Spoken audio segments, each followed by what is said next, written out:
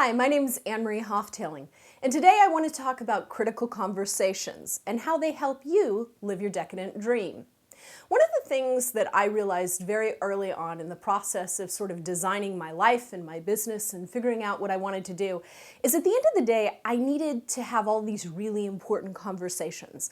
Whether it was asking for what I wanted, whether it was, following up and asking for business, creating an opportunity, or pitching a partnership, these were all defined by myself as what I would say are critical conversations. I've worked in the past year with probably 6 major clients to really move a deal forward or get an enormous raise, like a big shift in their career. And what I can tell you about critical conversations is they have a couple of rules attached. And if you follow those rules carefully, they don't have to be so anxiety-ridden. And more frequently than not, you can, if not get what you want, get a whole hell of a lot closer to what you want. So let me tell you a couple of things about having critical conversations that'll help you be more successful and lower your anxiety.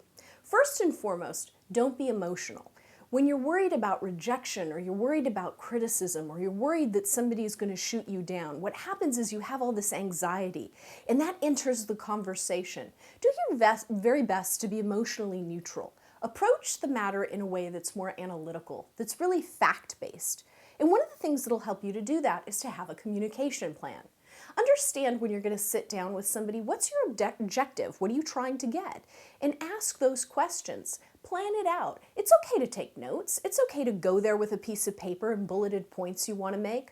Whether you're trying to get a raise or you're asking for an opportunity or you merely want to, ask for some guidance or support, this will really help you direct the conversation. It'll give you a lot of clarity and it'll give the other person on the other side of the conversation a lot of clarity. Have you ever been in those dialogues where 2 people are talking but there isn't a lot of communication going on? One of the things that will help that is to come up with a really strong plan. The other thing I would say to you is don't take anything personally. It's really easy to get caught up in sort of feeling rejected or criticized when you don't get what you want.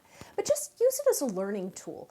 I spent a lot of my life having people tell me no. Believe me, more people have said no to me than yes to me.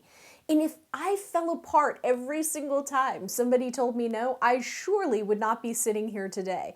I surely would not have any of the things I currently have. So muster up your confidence, and here's the incredible thing. If you create a communication plan, it'll actually build your confidence. And breathe. That's the other thing. Sometimes you get really anxious and it all comes up here and you start talking really quickly and you get really emotional. Just take a deep breath. Slow yourself down and walk through the plan.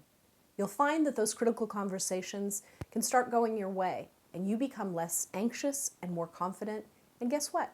People start responding to you differently. So with that said, I want to end with just letting you know that we're here for you and we want to help you live your decadent dream. So join us. Subscribe, stay tuned, write your comments, and send me your questions so we can make sure that we're giving you everything you need to live your decadent dream.